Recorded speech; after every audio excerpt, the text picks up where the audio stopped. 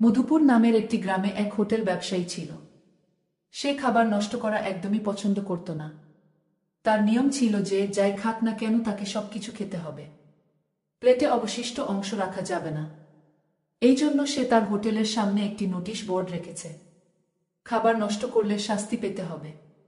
যদি কেউ খাবার প্লেটে রাখত তাহলে সে তাকে বুঝিয়ে পুরো খাবার খাওয়াত।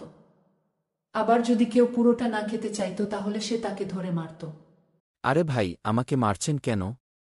আমি তো বিরিয়ানির পুরো টাকা দিয়েছি। আমি খাবার খেলাম বা না খেলাম তাতে আপনার কি? কেন তুমি নোটিশ বোর্ড দেখোনি?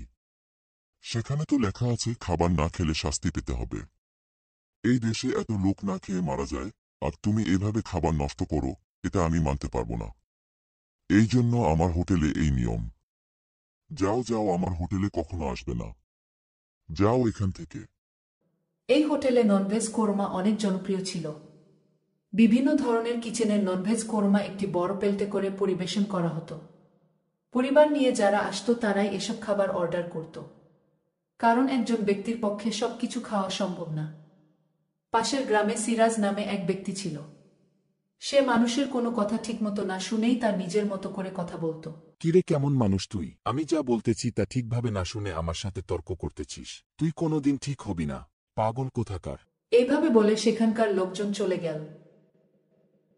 আরে যাও যাও, তোমরা যা বলতেছ তা আমি শুনবো কেন? আমি যা বলবো তা তোমাদের শুনতে হবে। একদিন সিরাজ মধুপুর গ্রাম যাবার জন্য বাসের জন্য অপেক্ষা করতেছিল। সেই সময় তার এক বন্ধু তাকে দেখে বলল, কিরে সিরাজ, কোথায় যাচ্ছিস? মধুপুর গ্রামে যাচ্ছি, সেখানে একটা কাজ আছে। আর সেখানে নাকি একটা সুস্বাদু খাবার হোটেল আছে, কাজ শেষ করে সেখান থেকে খেয়ে আসবো। সেখানে যাচ্ছিস ভালো, কিন্তু একটা কথা মনে রাখিস। এইটা বলার পর সিরাজ থামিয়ে দিয়ে বলল, কি মনে রাখবো রে? কাজ করব আর খাবো শুধু। এতে আবার মনে রাখার কি হলো? যা তুই নিজের কাজ কর, আমার রাগ তুলিস না। কাজ শেষ করার পর সিরাজ সেই হোটেলে আসলো। এরপর একটা টেবিলে বসল। তারপর সেখানে এক ওয়েটার আসলো। সিরাজ ওয়েটারকে বলতে লাগলো, কিরে দাঁড় হে আছিস কেন? আমি কি খাবো জিজ্ঞাসা করবি না? কি লাগবে আপনার বলুন। এভাবে না, হাত জোর করে স্যার স্যার বলে জিজ্ঞাসা কর। কি লাগবে স্যার বলুন। ঠিক আছে, এইবার তোমাদের হোটেলের জনপ্রিয় খাবার নিয়ে আসো। আপনি সেই খাবার খেতে পারবেন না স্যার, আবার সেই খাবারের দাম অনেক বেশি।